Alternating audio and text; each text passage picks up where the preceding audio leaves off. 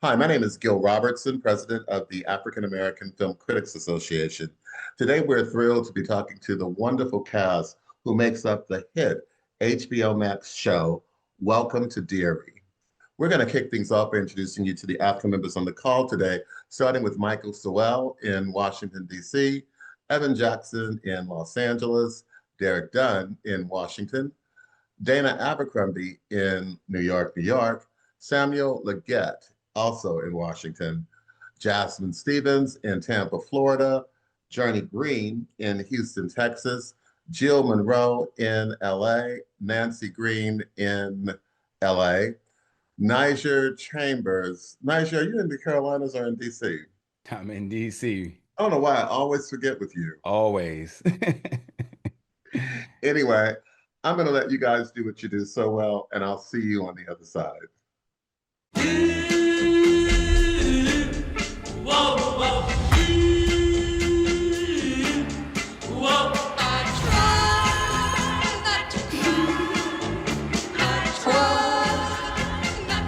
Hello? Oh, hi. I'm Rich, by the way. Will. When you left me there, it was fun. We're renting a house in town. 8 years living on base, I just think my missus is ready for a little taste of normal. Well, if normal is what you're after, you two are going to love Derry. You don't like him much down here, do you, Miss Handler? You know, it's hard not to miss the things you leave behind.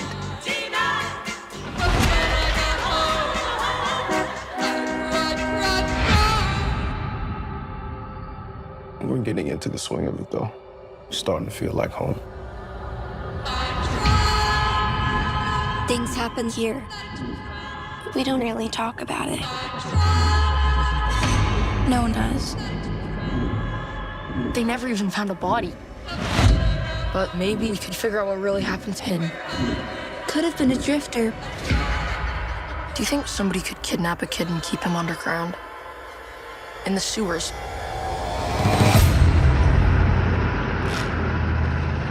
What happened out there, Heather?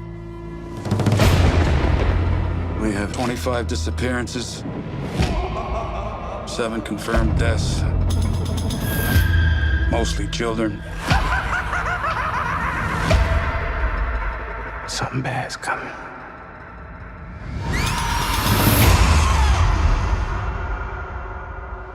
What is that?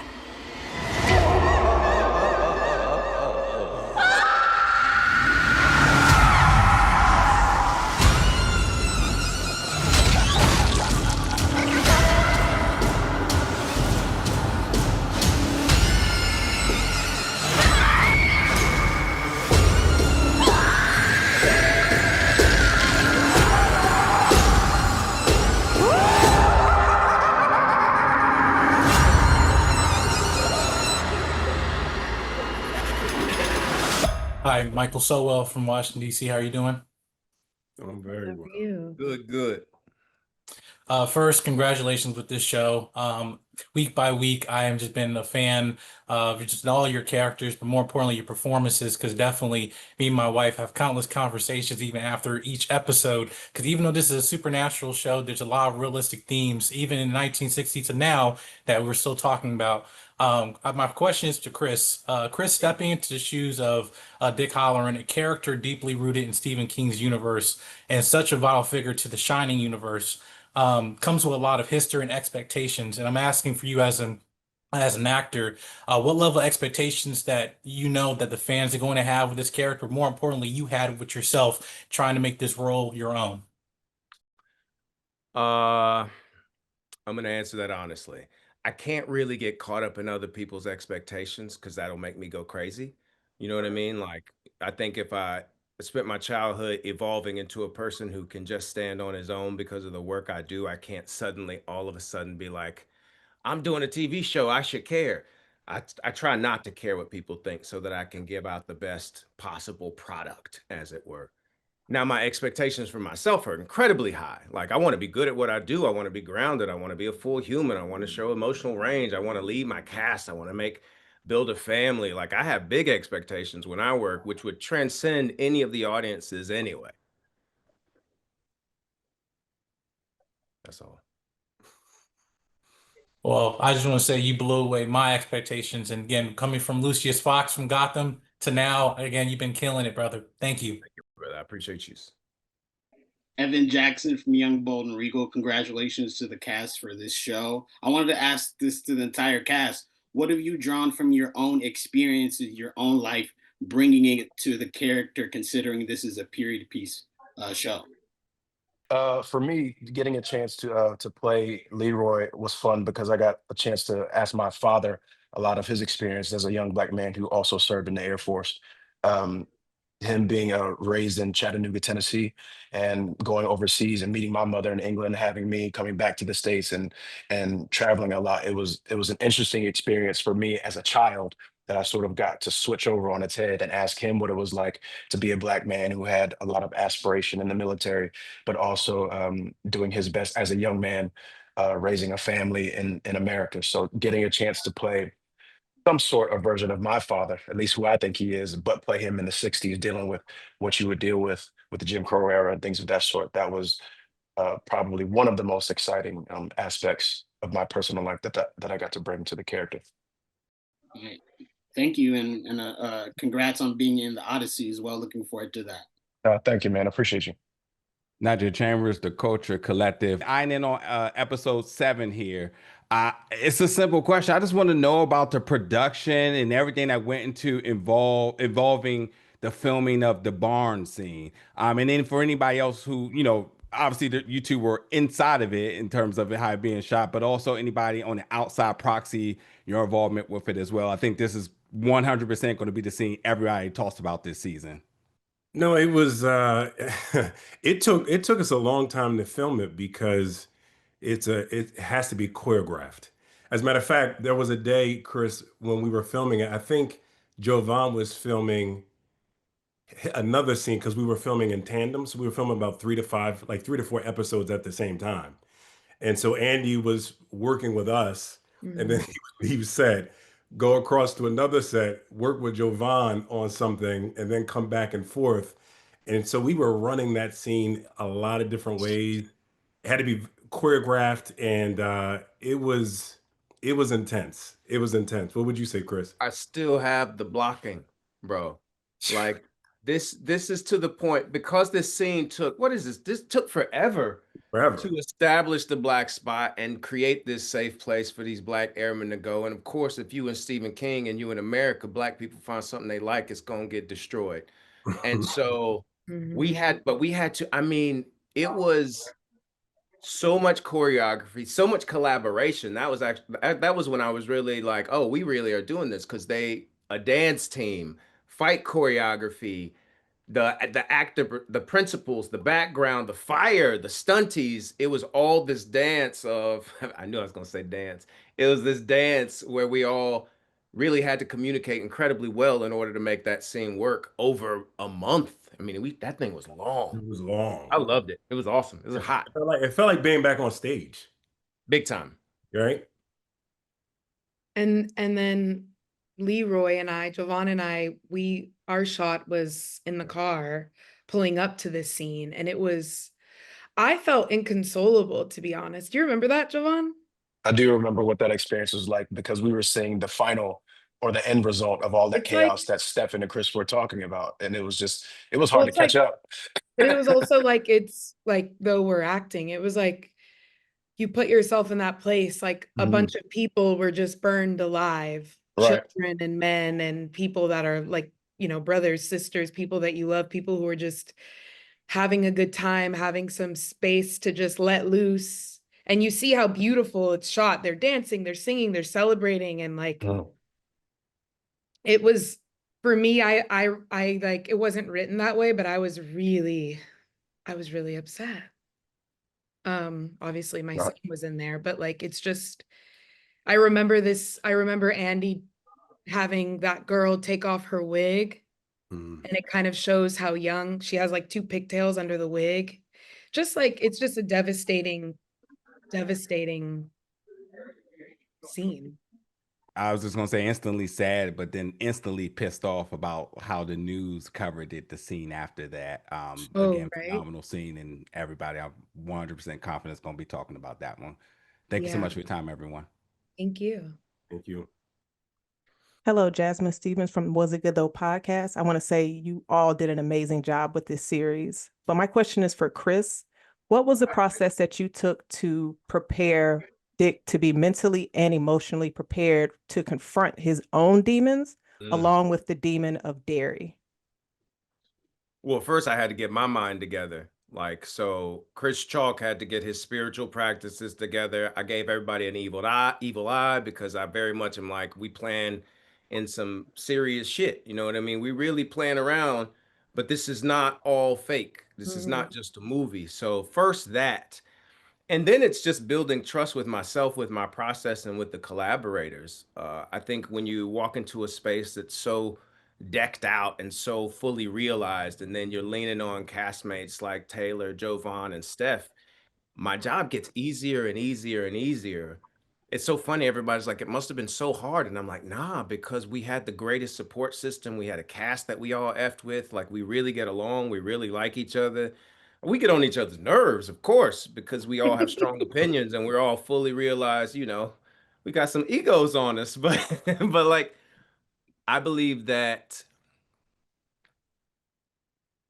my job was made easier because of them. And then defining the physicality of the psychosis it was a research project on what do real people do when they go into trances, what is the electrical current of the brain, and a bunch of just nerd stuff that I like to do when building on characters. Thank you. You did a great job. Thank you. Hey, you guys. My name is Samuel Leggy with JVS Media Productions. First off, I'm just going to say some of you guys have some of my favorite comic book series, television shows of all time, and Watchmen, Daredevil, and of course, Gotham. But I think that foundationally, all of your characters are very strong in very important ways. And so what I want to touch on is for Chris and for Jovan, both of your characters are just naturally gifted and grounded, right? But some kind of way, Pennywise broke their foundation in impossible ways. And I think that with that, there's a lot of trauma and fear that is just pushed and thrown. But for both of their characters, how do you guys feel emotionally? It helped you guys face some of your own fears, overcome them, and deal with some of the weaknesses and unresolved things that you had to deal with on a personal level coming through these characters. Yeesh, that's a great question. Oh man, and I'm glad. Yeah, I'm glad I get to talk about Chris because I think as far as something that I dealt with on a personal level that maybe working on this show helped with was not feeling like I have to do everything by myself. And confiding in somebody else that you trust to help you get through whatever struggle or trauma, like you said, you could be going through. I think Leroy absolutely leads with the idea that his way or the highway has been successful for him in his career and in his personal life up to this point. So finding somebody like Dick Halloran who kind of, does it to Leroy's eyes, does things his own way, kind of goes against the grain, doesn't really obey the rules, whereas Leroy really respects the rules of life and the code of the military. I think initially he would think, okay, this guy's nothing to me. Like he can't do anything for me. But I think as the season goes, and by now you guys have seen all of it, it's really interesting the kind of dynamic that has grown between them where, excuse me, Dick has his way of doing things, Leroy has his way, but for some reason, they're able to release and allow themselves to help one another to get to the end goal. And that was something that was really fun to play with Chris. One, because I respect him as an artist and we've worked together before. But yeah, it was, as he mentioned before, it's just great to have a scene partner that's gonna return the tennis ball as you play. So yeah. You feel good Chris, talking so good about me? How'd that feel? it's new. I don't know Keep yet. asking him questions like that, y'all. Keep asking him shit like that. Okay, so what did Dick teach Chris?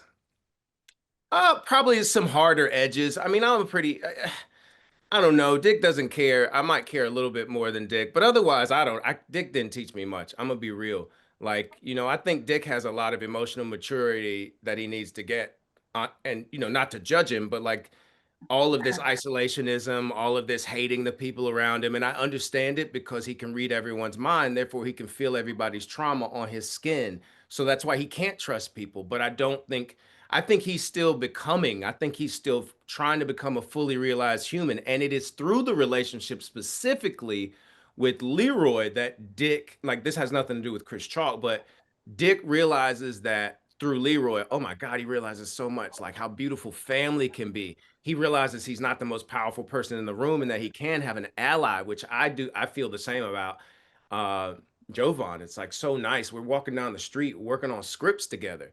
You know, like people don't always do shit like that no more. You know, like it's theater people do, but this is a TV show, so I expected us to isolate and never talk, but we all found a way to just keep working together similarly as in a similar way as the characters do. And I don't need to say no more. Thank you guys so much. This was amazing. Appreciate it. Good morning, everybody. Evan Griffin with Movie Guru Media. And I have to be honest to you guys, I did not want to tune in to it. I felt like it was done a couple of times. I wasn't really looking forward to it, but I watched it anyway. And I'm so happy I did, because the chemistry that you guys have on screen and the way you guys project your characters really made me care about the show, want to tune in every week and almost help you guys through these situations, right? So I just want to say thank you guys for that. My question is for Taylour.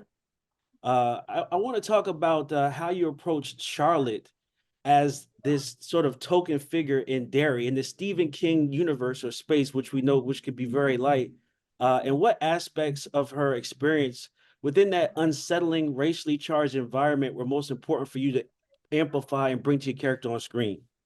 Thank you.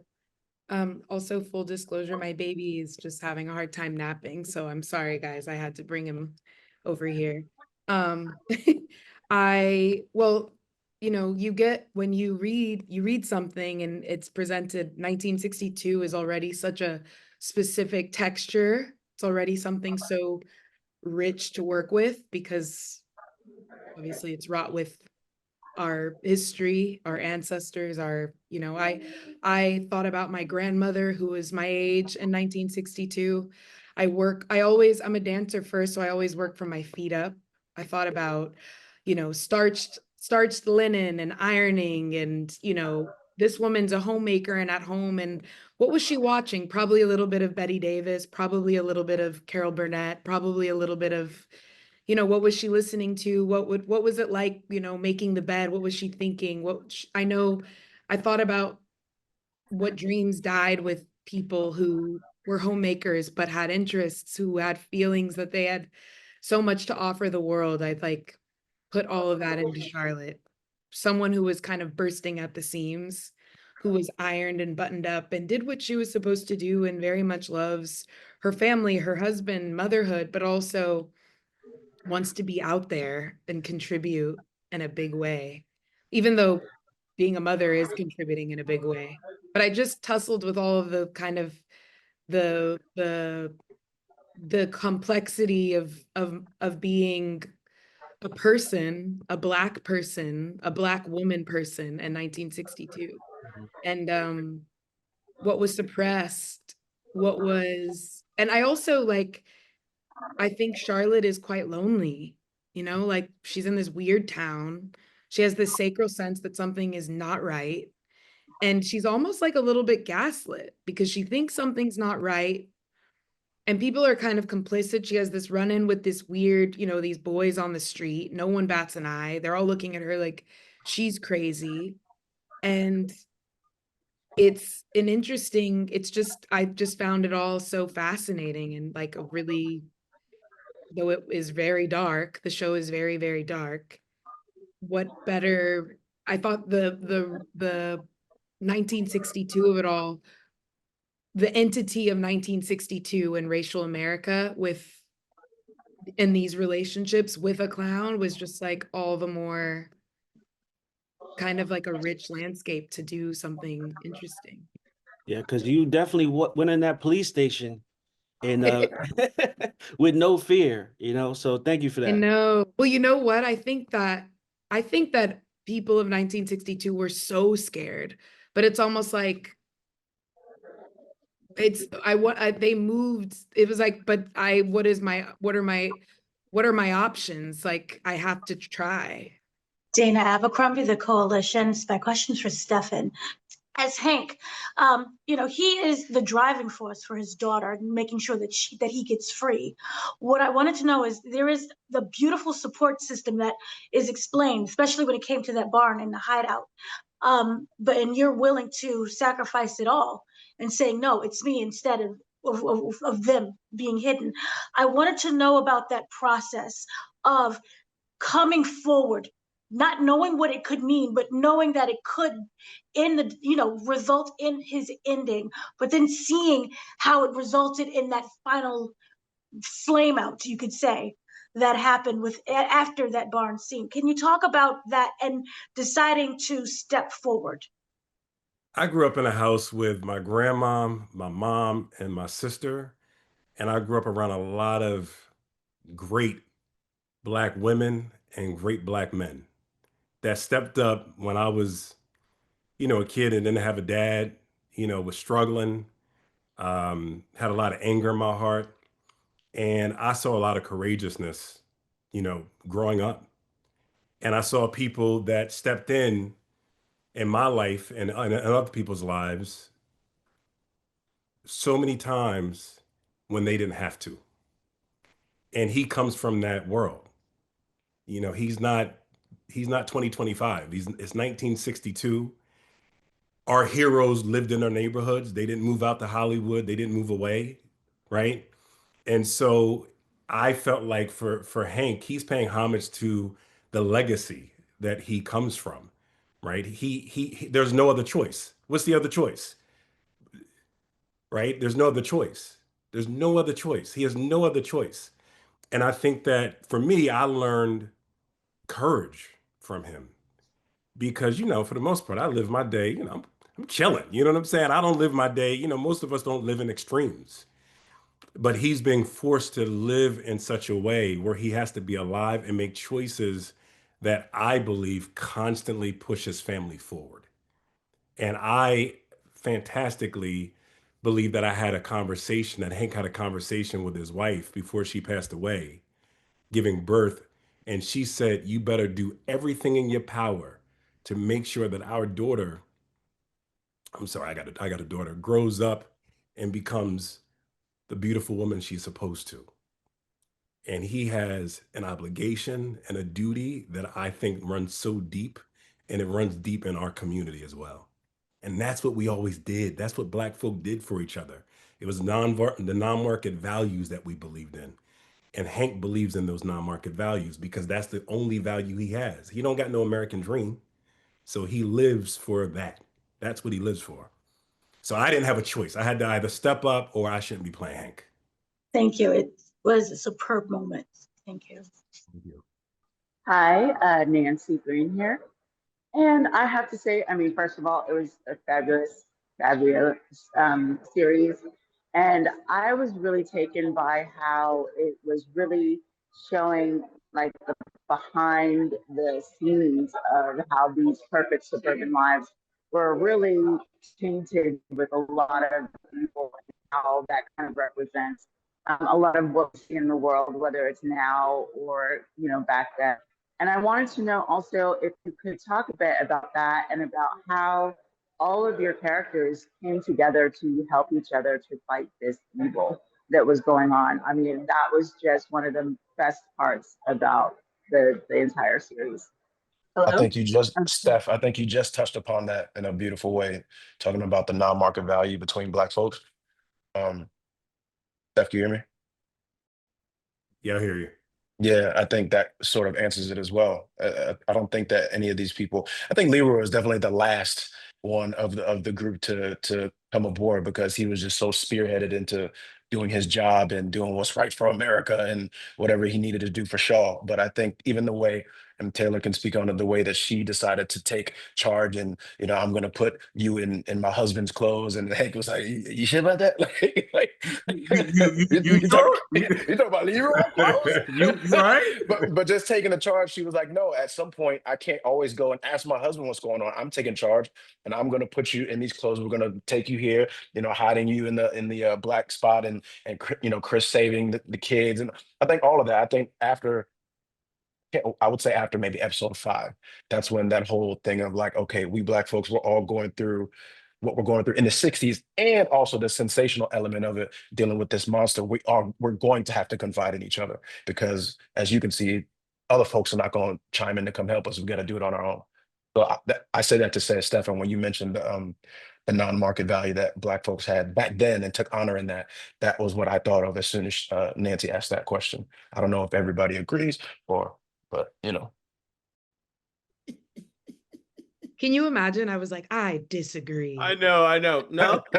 and then I'd be like, well, then, all right. What happened? Like, no, that's dumb. I think that was a good answer. Hello, everyone. My name is Journey Green with Sincere Journey TV. And I just want to say I am absolutely loving the series, Welcome to Derry. Even before I knew that this roundtable was about to happen, I've been tuning in every week. So I really love it. And I was a prior fan of just the It series in general. So I had to ask for each of your characters, what is the biggest fear that you tried to express, and how do you feel that it was heightened for the supernatural? Because we'll see like metaphors and things on the screen, but what do you really feel like the fear your character really truly had? What was that deep fear? I know for me, Charlotte's a mother. So now that I am a mother in real life, though I was playing at it, I wasn't a mother yet when we were shooting. I could imagine the magnitude of your heart living outside of your chest. Your son is Black. You live in this town. You just want, your baby to be okay, to do well, to be loved, to be easily loved, to be accepted. And I think that's terrifying. It's vulnerable. It's vulnerable to be these people in 1962. And obviously our family just being safe and this country being a place worth living and fighting for. And sensing that it's not is terrifying. Knowing that it's not sensing, it's not. It's not. For Dick, I've been thinking about this lately, and I've answered this one way, and I actually almost disagree with what I've said up until this point. I think Dick is afraid that he is too weird to be loved. I do. I think I say weird, that's not the best word, but because of his ability to read people's minds, there's that fear of delving into someone's head and exposing them. But there's also, when you find out I can do that, will you want to be here? And I think when he meets Leroy and Charlotte, it's like, oh, that's so beautiful. I kind of want that, but I can't have that. And that's why I think this is, Jovan hates when I do this, but I do think there's a love story here where like Dick falls in love, not just with Jovan's character, but with himself throughout this journey, with the possibility of himself through the Hanlons, because I don't think there would have been any other way except for this entire experience in Derry to break him out of the fear that his grandfather and his grandmother and his own self-hatred has put into him. If it weren't for that family, oh, Dick would be fucked. That's beautiful. I'm also kikiing, laughing about you calling him Leroy. Yeah, I noticed that too. I was like, yo, Chalk has never called me Leroy ever. I don't know if he had a hiccup or something. No, you Leroy to me, baby. It's because Denzel goes by Denzel now. That's right. That's He's right. like, so Leroy, he put a little French like whatever on it. Leroy. And that was well said, Chris. I have to agree. I think it's as far as Leroy goes, Leroy. It's interesting for him because he has been coined like the man without fear. I've never tried to play him as a man completely without fear, but just someone who has a higher threshold for it. I think his fear isn't the more like sensible, like I'm scared of spiders, or I'm scared of Dracula or whatever, or monsters. I think his fear is failure. That was probably one of the biggest thing. And I would have to say chalk got me into journaling much more for my characters. And I think, shut up, man. One of the big things that I put in my journal was in all caps was failure and family, because I think not only failing like in the sense of his career and what have you, but failing, to piggyback on what Taylour said, in protecting his family. Because everything that he does, he leads with his heart, and he thinks, even though he's making a tough decision, it's the right decision for everybody, including myself. So I think even towards the later episodes, the beginning of the season, General Snow was like, "You're the man with no fear." But towards the end of the season, you see like the thing that scares him the most is that his people are in jeopardy, and it was essentially his fault that they're put in this position because he brought them to this town. And I would say fear, definitely fear of loss in terms of family. I also feel like I feel like when Hank's wife died, he stopped living. He does everything for his daughter, but I do think in a lot of ways he lives a life of survival. And I think that I do believe, I have to believe, in terms of the fantastical, that after this show is over, after this part is over, that I think he probably starts to realize he can find love. You know, I think he definitely, sometimes you don't know, you give up in different ways. I mean, even, I'm older, I got a family, and I've had to really be like mindful of the things I start to believe in and like how I frame my life. And you'll look up and you'll be like, well, hold on, I stopped dreaming, or I started to put conditions around certain dreams that I had because I'm getting older, right? And I feel like he put so much effort into his daughter and into his mom, that in a lot of ways he stopped living his life. And to live a life and not live a life, I think is a fear within itself. How's it going on? Derek Dunn or using Dunn. First and foremost, big ups to the entire cast. You guys are killing it. But my question was for Jovan. So Stephen King's having a hell of a year with his adaptations, killing it. But if you're a fan of Stephen King, is there a certain work that hasn't been done yet that you would like to do next with the rest of the cast on this panel? With the rest of, oh my gosh, that's a question with the rest of this cast. Yo, what you casting me as, bro? See, oh man, a piece of Stephen King property that has this many Black folks. Oh man, that's the thing. I mean, if I'm maybe we could do The Stand again.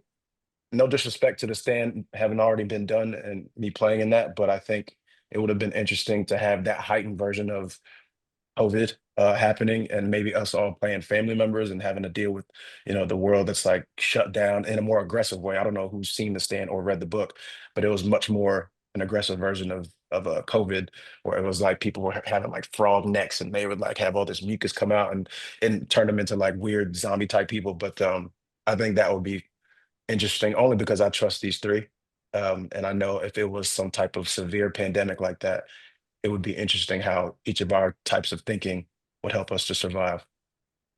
The one I was thinking was The Eyes of the Dragon. Eyes That's of the the one Dragon. Yeah, that's about magicians. That's the one that is from 84. It hasn't been done yet. And that's the one that you would want the four of us to be in. Yeah, we changed the ethnicity, but yeah, that's one that I would like. Okay, I see. Okay.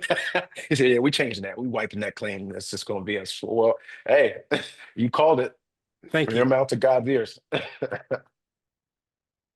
Jill Monroe, KBLA Talk 1580. So these characters are so layered and complex in the way that they're presented. And also Derry himself is almost a character in all of this. So I wanted to know from each of you, what is one detail about your character that helped you completely unlock how you approached them when you learned about it?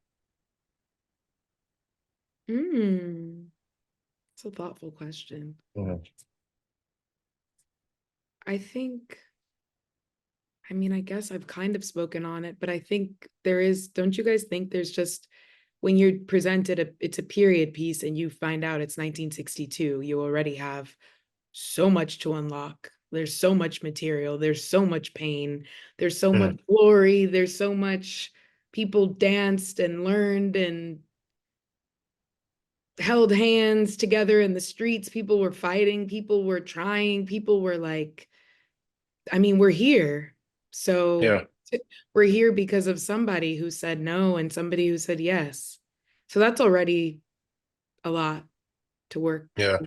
I agree, and I also think that Andy and Barbara really left space for us to bring all of our thoughts and considerations of this era, and how, you know, me and Charlotte, Leroy and Charlotte would react or act, and how I would talk to Dick coming into my home for the first time and addressing my wife, but like ignoring me, like the little minute things of behavior that would have been in that period. I think I'm grateful that they didn't try to like shy away from it or like water it down.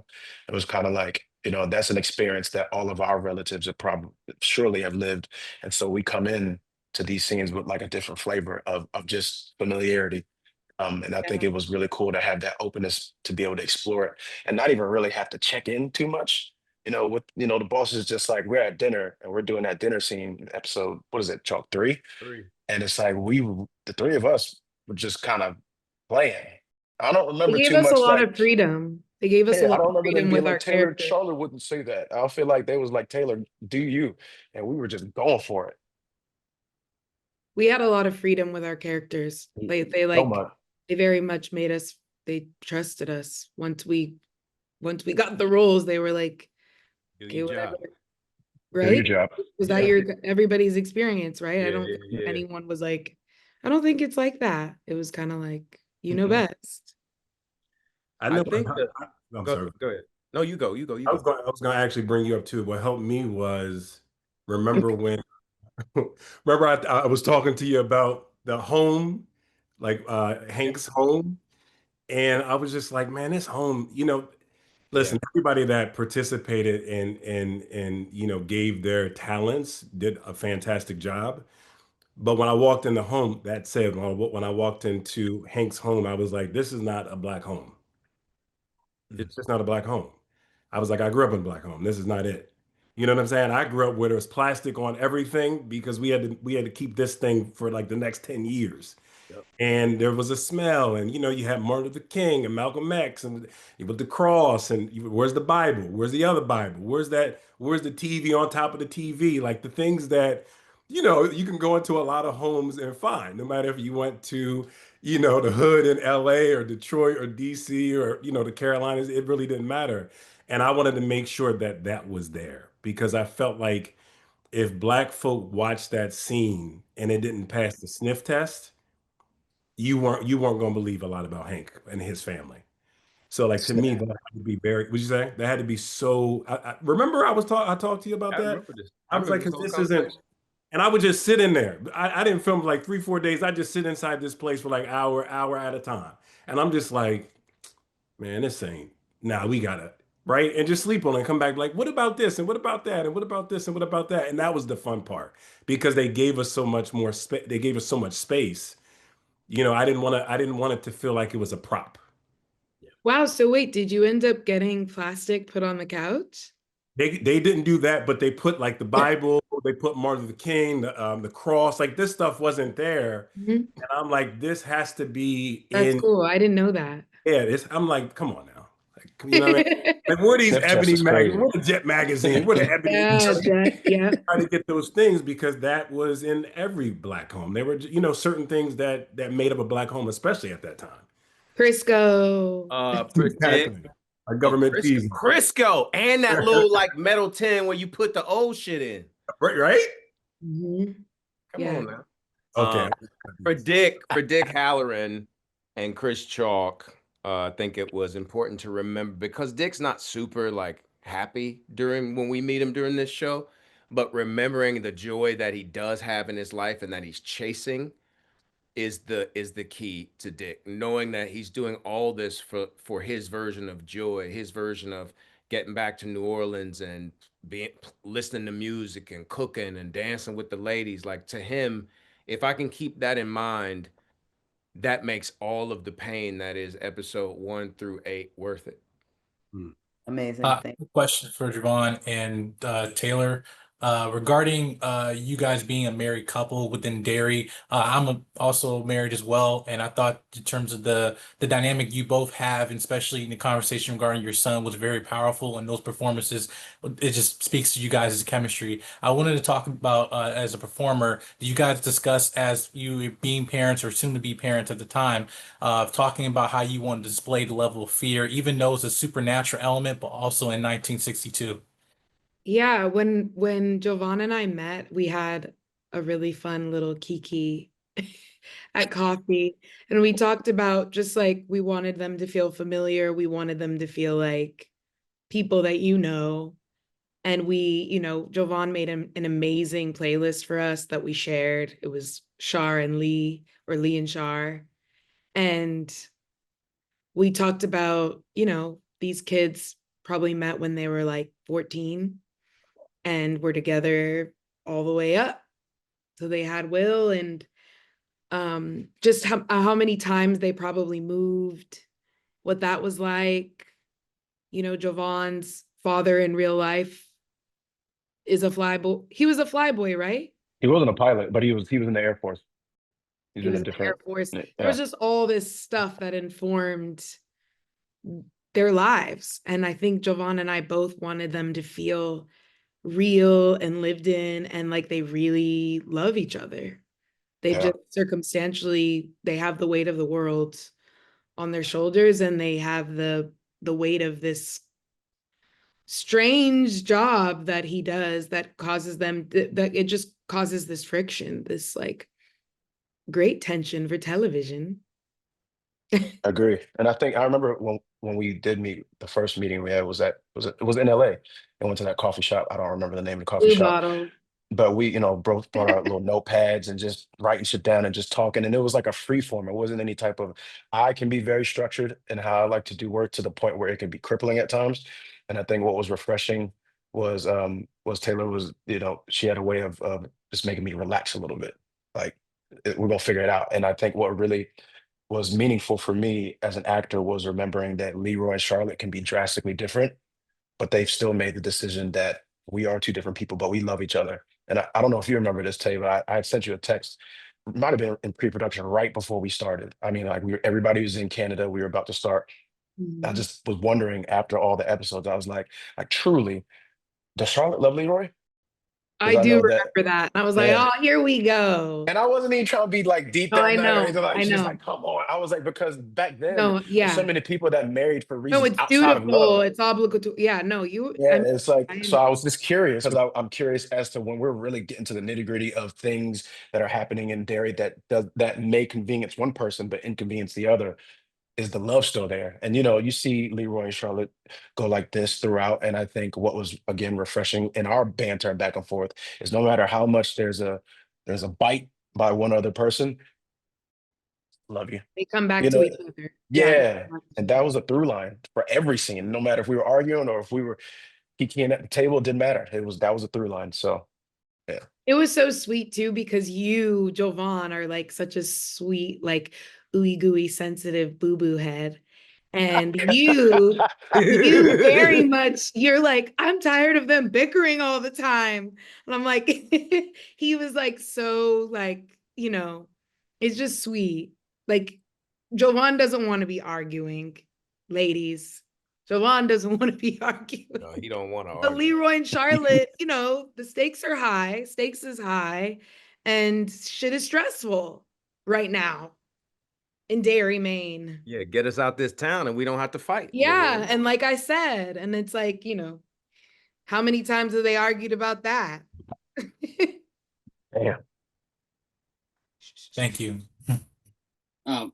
Hi, Evan Jackson of Young, Bold, and Regal once again. For Taylour, what was the most exciting scene for you to shoot? Because I feel like as a fan of the show, you have all these heroic moments. Oh, that's sweet. You're calling me a hero. That's so nice. I feel like because the women of 1962 are unsung heroes, but they're the ones who cooked and like, people, you stand on the shoulders of these women, and they often go unsung, unnamed.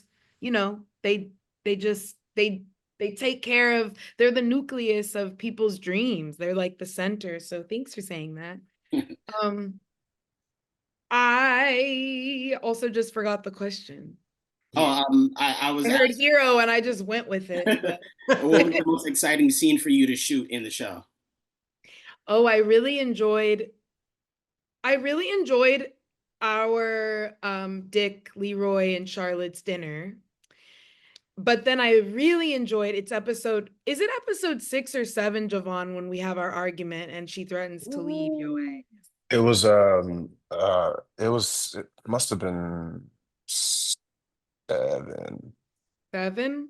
Because that's I after really there's the I scene hit where she's homeboy. packing her bags. Yeah, I know what scene you're And he's talking about. like, and Yeah. that was we were given that scene the night before we shot it. Jovan wasn't having it. He was like, why are they bickering again? But I was like, no, it's so much more than that. Because Charlotte's not like, I'm leaving you. She's just like, we're going with or without you. Like, this has gone too far. But I just had so much fun shooting that. I think it was just, we were flowing. We got over the like, okay, we just got this last night. And I just felt like you and we really trusted and knew each other at this point.